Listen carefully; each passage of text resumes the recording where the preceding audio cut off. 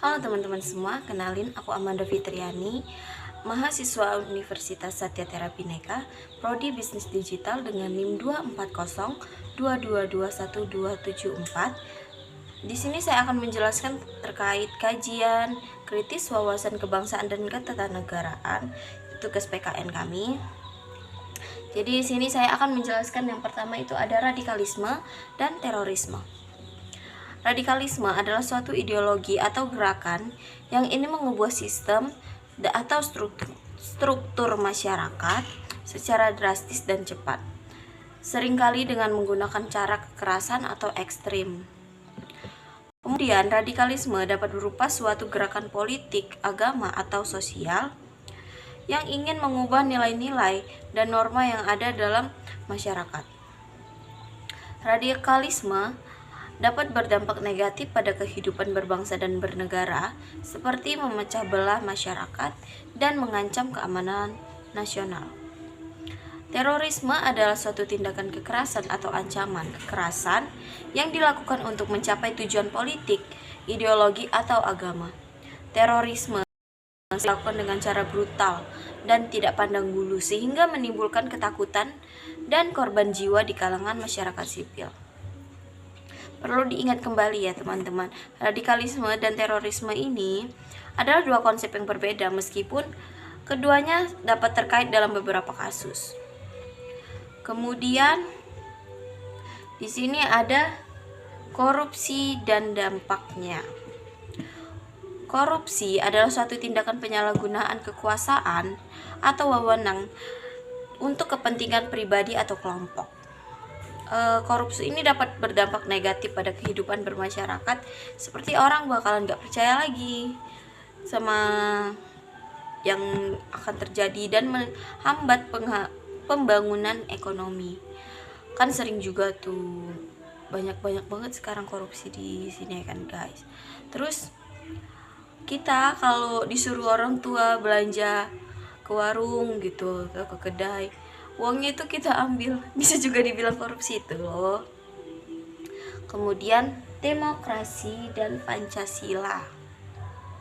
Demokrasi adalah suatu sistem pemerintahan yang memberikan kekuasaan kepada rakyat untuk memilih pemimpin dan menentukan kebijakan negara.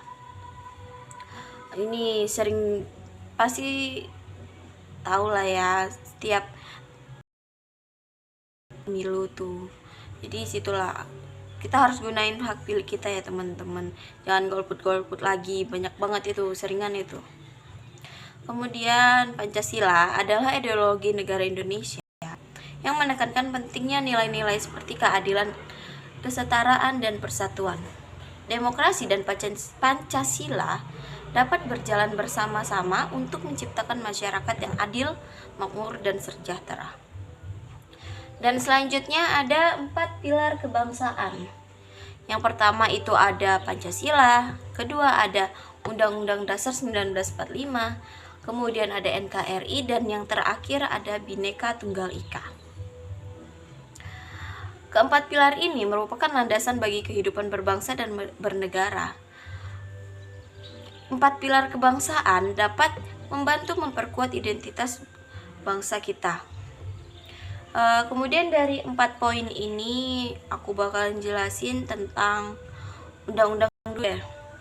Undang-Undang Dasar 1945 adalah konstitusi tertinggi di Indonesia.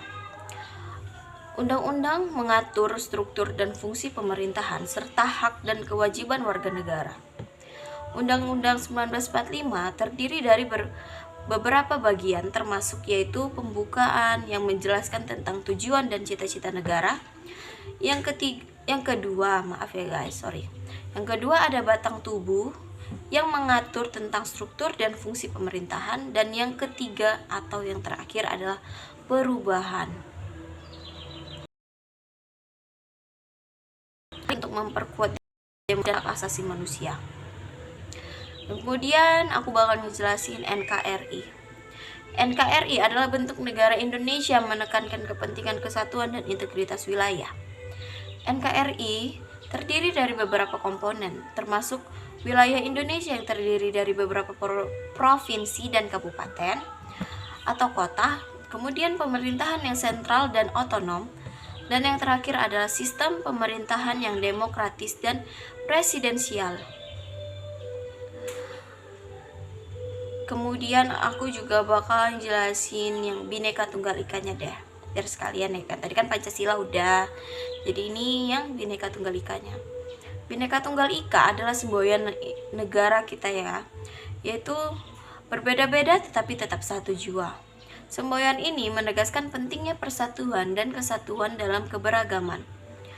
Bhinneka Tunggal Ika menjadi landasan bagi kehidupan sosial dan budaya di Indonesia, serta menjadikan pedoman bagi pembangunan bangsa yang harmonis dan kuat. Kemudian aku bakalan ngejelasin tentang konstitusi dan pasal-pasal, yaitu konstitusi adalah dasar hukum. Dasar hukum yang mengatur struktur dan fungsi pemerintahan serta hak dan kewajiban warga negara di Indonesia. Konstitusi tertinggi adalah Undang-Undang 1945. Berikut beberapa contoh pasalnya nih. Bakal aku baca ini, yaitu yang pertama ada pasal 1 ayat 2, kedaulatan berada di tangan rakyat dan dilaksanakan menurut Undang-Undang Dasar. Itu contohnya tuh, pasal ini menegaskan bahwa kekuasaan tertinggi berada di tangan rakyat, sehingga rakyat memiliki hak untuk memilih dan mengawasi pemerintahan.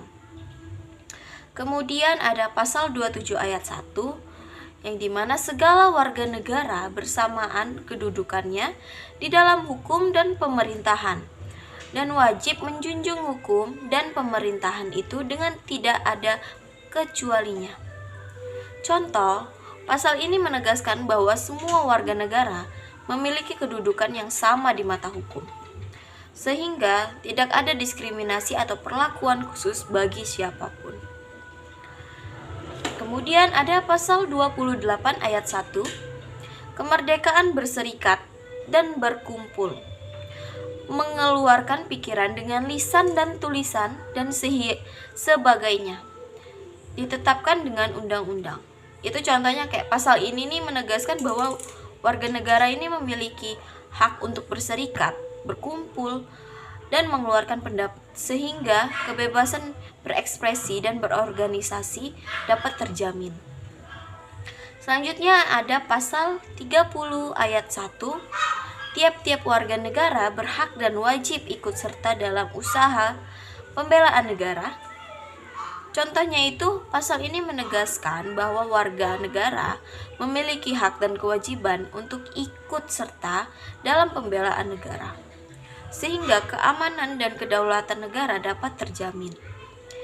Dan yang terakhir ada pasal 31 ayat 1, setiap warga negara berhak mendapat pendidikan. Itu masih banyak ya guys di negara kita ini yang gak dapat pendidikan, apalagi daerah pelosok itu banyak banget anak-anak yang masih belum mendapatkan pendidikan.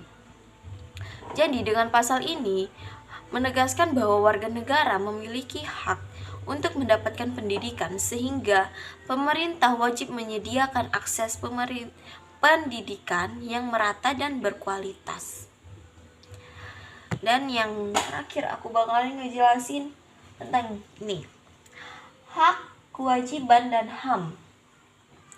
Jadi hak adalah sesuatu yang menjadi milik atau wewenang seseorang untuk mendapatkan atau melakukan sesuatu. Juga hak dapat berupa hak politik, hak ekonomi, hak sosial, dan hak budaya. Kemudian kewajiban. Kewajiban adalah sesuatu yang harus kita lakukan atau kita penuhi. Kemudian contoh kewajiban kita sebagai warga negara itu seperti mematuhi hukum dan peraturan, membayar pajak, dan ikut serta dalam pembelaan negara.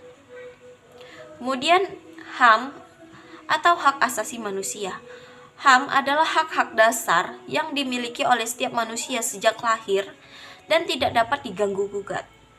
Contohnya itu hak untuk hidup, hak untuk tidak disiksa atau diperlakukan dengan kejam, ada juga hak untuk mendapatkan kebebasan berekspresi dan berpendapat. Mungkin hanya itu yang bisa saya sampaikan, lebih dan kurang saya mohon maaf. Terima kasih. Selamat siang, bye-bye.